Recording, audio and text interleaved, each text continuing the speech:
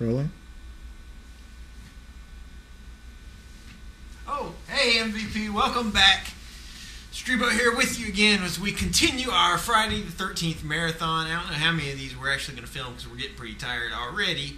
But we've been watching a little bit of Monster Vision with Joe Bob Briggs. And, of course, Friday the 13th, because it is none other than Friday the 13th, 2009. And we just got finished watching, in case you can't tell by these this apparatus across my face. We got done watching Friday the 13th, Part 3 in 3D. See how that pops right out at you? Yeah, there's my old copy of it. And there's a brand new one we picked up at Walmart. Comes with 2 pairs of glasses. And got to say that the 3D transfer was pretty cool. It was a lot of fun. It's not as extreme of 3D. The effect is not as extreme as it is in the theater. As our loyal MVP Mutantville Players will know, we reviewed Friday the 13th Part 3 3D, the theatrical version back in October of 2007, so you can pop over here at our YouTube account right over there if you look at the sidebar and check out our review for that, where we actually talk about a 3D theatrical version.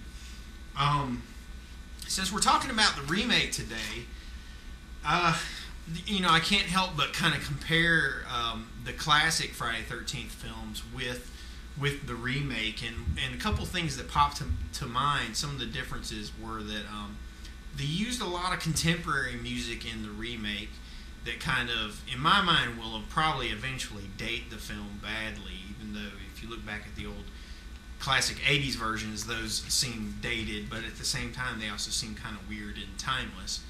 And whereas the old ones, they used a lot of that great Harry Manfredini violin music, which was just really phenomenal. It's kind of funny how much the violin music actually kicks in those old classic versions, because they really tried to make you think that everything that happens is somebody's getting killed. You know, if a guy walks out of a room just 30 seconds later and the person is looking for him, they're like, I wonder where Jimmy went. Why has Jimmy been gone for 30 seconds? And the music will kick in, make you think that the killer's coming all of a sudden. It'll walk around the corner and the music will build up, and then it'll crescendo, and a rat will fall out of the ceiling or something, and you're like, oh, it's just a rat. But the audiences, I'd like to say, are a little bit more sophisticated, here almost 30 years later. But I have had the pleasure of sitting through such theatrical films as The Boogeyman and the remakes of such wonderful things as When a Stranger Calls, and stuff like that. And I can tell you that horrible leading theme music still plays a large part in some horror films, but they're not all like that nowadays. We don't quite do that all the time anymore. But Friday the 13th Part 3 in 3D, you can pick it up at Walmart. $13. I'm sure you can find it at Best Buy, all those other places. Pretty cool. Definitely worth picking up for the 3D. We've had to wait. What year did this come out? I guess that one was in '83.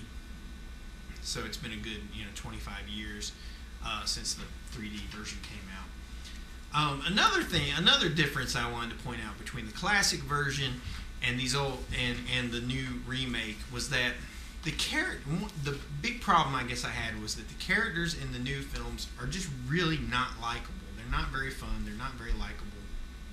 They're not three-dimensional at all.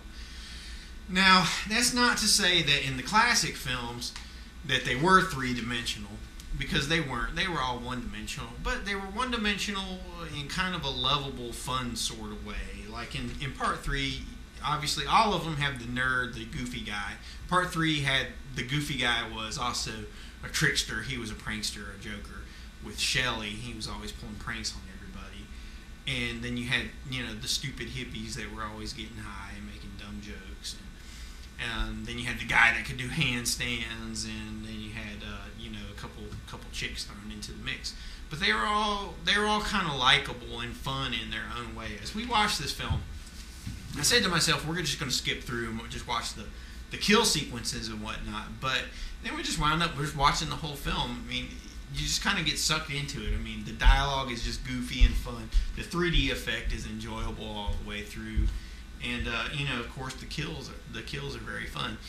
Pretty much the harpoon shot that comes out at you. It still looks great on the home version of the 3D effect, but it's even more amazing in the theater. I mean, there's really no comparing the two. You can hear Jason stomping around upstairs there. So there you have it. We're going over, just talking about a couple of things that the remake missed out on. Some of the things they did right, they had some good kills in it. I'll give them that. Some of the kills were inventive. I really enjoyed the one kill where there's a chick swimming in the water. She goes up under a pier, and I better not tell you what happens next. But anyway, the effect was really cool. It actually ranks up as one of my favorite kills from the series, even though it's in the remake now.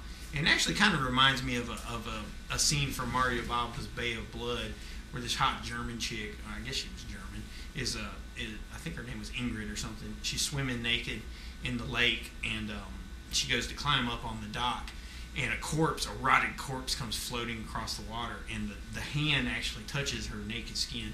It's just a really great moment, and it has this contrast with this rotted flesh against her really smooth and beautiful flesh and whatnot. Plus, she is a naked chick and whatnot. So that scene in the remake kind of reminded me of that. I thought it was pretty good kill. I'll give them points for that. But like I said, the characters are kind of not enjoyable. They're not engaging in any way.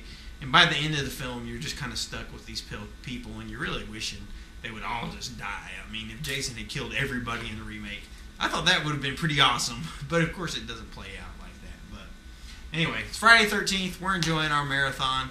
Who knows how many more of these we'll do, but we'll keep on plugging along as long as we can until we fall asleep or we run out of mojitos or Cheetos one, and we'll get back to you and let you know what it's all about. So, till next time, MVP. We'll see you in 3.